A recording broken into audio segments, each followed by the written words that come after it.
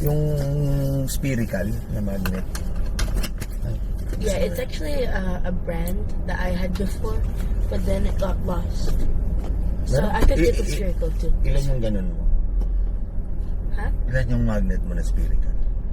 Oh, di ko alam na. Pero, yeah, if you get the spherical ones, I would use them. So, yung ginagawang bracelet yun eh. Yeah. Yeah, magnet. And this magnet. I don't know. Cylindrical pero maiksi. Yung manipis na yung disc. I don't want that one though. I don't want that one kasi gusto ko na mahaba. That's it. Eh, pag nag-stock ka doon, mahaba din. I know, but it would be as tall as if you had the same amount with this one. Hindi. It depends on how you measure the amount. O, you measure the So if you amount. have 16 of this and 16 of the other one, this one will be That's measuring it by pieces. But if you measure it by volume, I know the other one is bigger. no, pareho lang. Pareho yung volume eh. Diba? Halimbawa, yung isang piraso niya, 5 disc. Kung may 10 ka niyan, may 50 ka naman na disc. Ano gusto mo?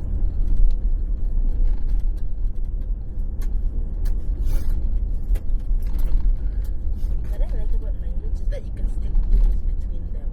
And you can just put them like this.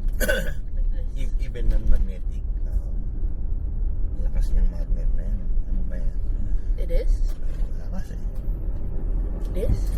It is? Neodymium yan. I don't think it's neodymium. Hindi ba yan? See, I just found it on the floor. No, hindi.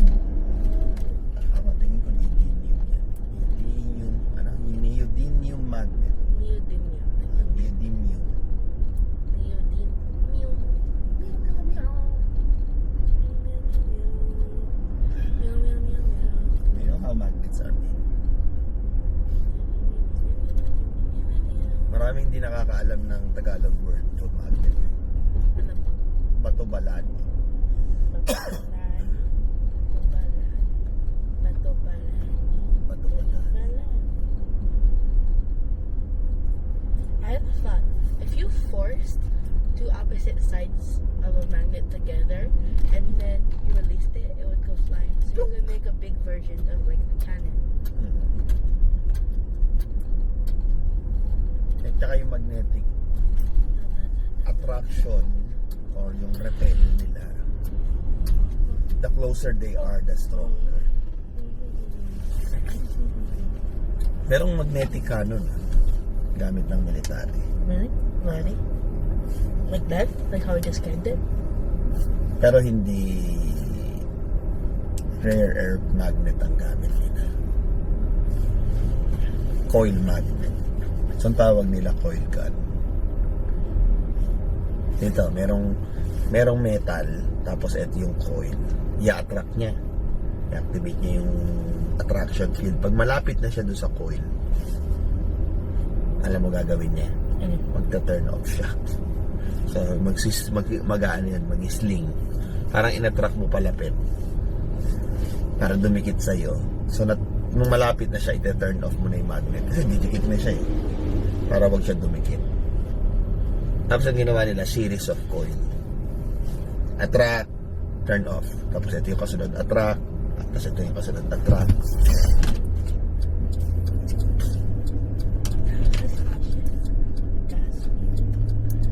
Tawag doon, coil gun.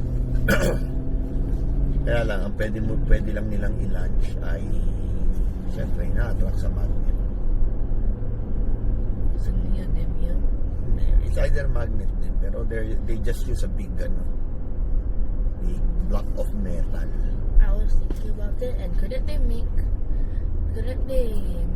a very, very large magnet, hide it underneath the enemy camp, and then shoot a Missile with a magnet. Yeah. Pwede rin yun. You could have like it's like, oh, I have perfect aim. You're just Haha it will hahabulin ka nito. No? Oh yeah, you have to run as fast as you can. But then, the missile is attracted to you.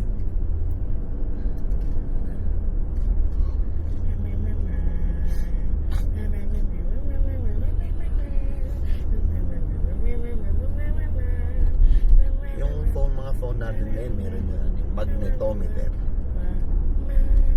Magnetometer. Ha? But I need to tell you, because I'm not at my group, my team is probably dying in Bumble. Ikaw ba ang lead player? Me and Lynn. But like Lynn is there. Anong laro? Bumble. It's volleyball, but you have to let it touch the ground. You let it touch the ground. How many times it could touch the ground? 3. 3 times? Touch the ground? Like, On your base? so when it comes to you, you have to let it bounce once. You can hit it up in the air, then it can bounce again, and then someone can hit it up in the air. And then it'll bounce once, and then it'll go up into the air. But then they have to hit it to the other side else. Can you use your foot? No, you can't use your head either. No head? No. Ano lang? Toss tsaka... Yeah, just spikes and stuff like that. Ano ba yung, Actual ball. ano ba yung ball na nakatali sa pole? That's tetherball. Tether ball. Kasi tether is, Paano naman laro ng tether ball? So since it's on a pole, you have to try and get the ball wrapped around to the other side. So if you're on one half and you're on Ilan ba another yung pole half, nun? Isa lang? Apa. You have to try and smack it. Usually you decide the side, but I'll just go to the right at this point. Yung direction ng pag-wrap ng ball. Apa. But for the opponent, you go to the left. Kasi it has to be the opposite. Tapos, you can go any side of the pole. You decide it beforehand, or else you might. May line ba yan? May line. Yeah, I know that. I played it. They don't have those anymore. But I need to tell you, volleyball and volleyball are becoming new interests. Volleyball and volleyball are becoming new interests. I like them both. So,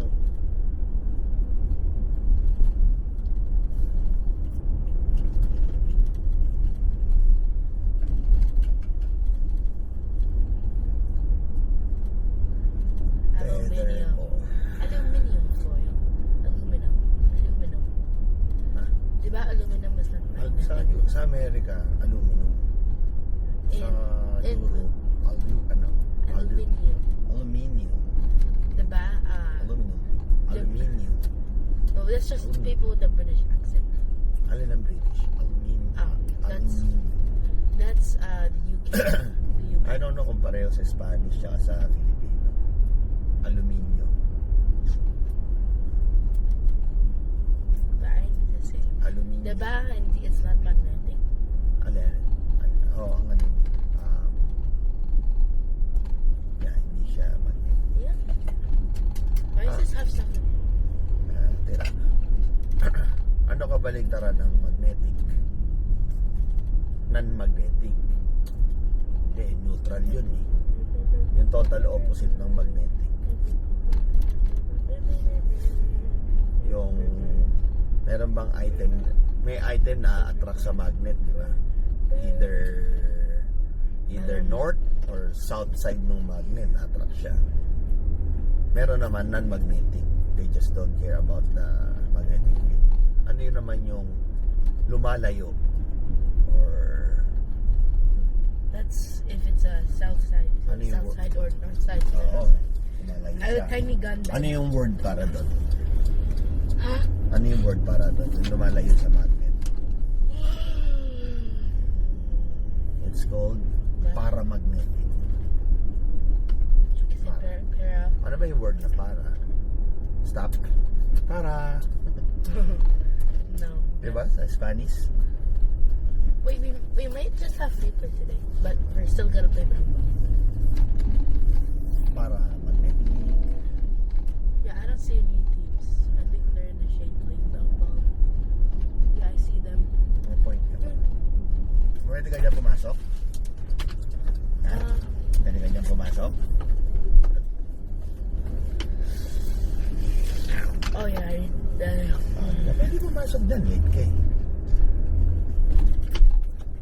what's gonna happen with the lates? Hagis kita doon sa gate. Yeah. What's gonna happen with the lates though? Pwede. What's gonna happen with the lates pa? Anong what's gonna happen? Anong You what's can gonna only write through there kasi. Oh. Dad, he just broke the law. That's not a law. That's a street sign. That's not a law to follow. It's a city ordinance. Okay.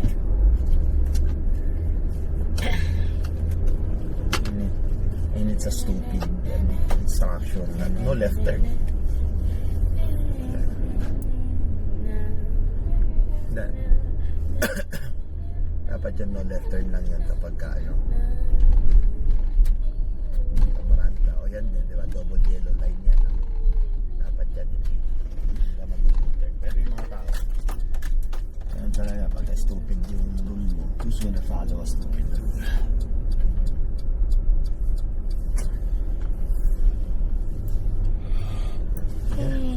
Bye-bye. Bye.